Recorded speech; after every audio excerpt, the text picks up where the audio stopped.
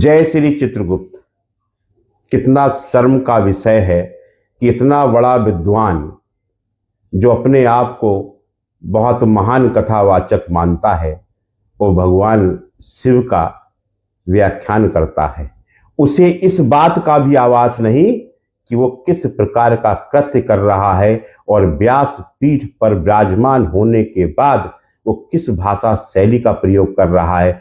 देखिए इस वीडियो। यमराज को घबरा कर भागा। यमराज ने कहा किसको भेजूं? फिर अगला संदेशा चित्रगुप्त को भेजा, जाओ।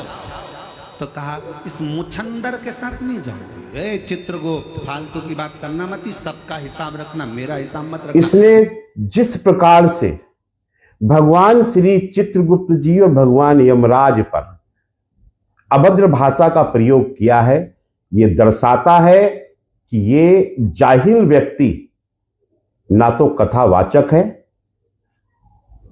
और ना ही ये व्यास पीठ पर विराजमान होने के लायक है। पहले मां राधा रानी पर इसने अभद्र टिप्पणी करी, उसके बाद ये पूरे वृंदावन में नाक रगड़ता हुआ घूम रहा था। ये जहां जाता है वहां इस प्रकार के अपनी भाषा शैली की वजह से इसे भगवान दंड भी देते हैं।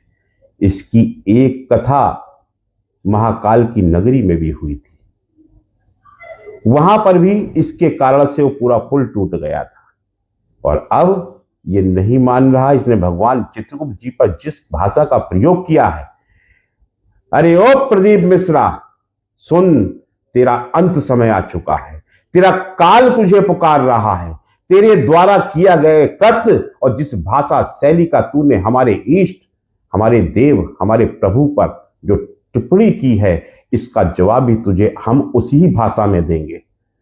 तेरी अभद्रता, तेरी नग्नता का अब परिचय पूरी दुनिया के सामने दिखाया जाएगा और तेरे सर पर जितने बाल अब बचे हैं ना, मैं श्री चित्रगुप्त पीठ का पीठाधीश्वर जगत गुरु चित्रगुप्ताचार्य डॉक्टर स्वामी सच्चिदानंद आज साफ तौर पर तुझे कहता हूं, कानूनी दायरे में लाकर भी तुझे सजा दिलवाऊंगा और तू जहां मिल गया तुझे भरे मंच पर तेरे बचे हुए सर के बाल अपने जूतों से साफ करूंगा कि तू इसी लायक है।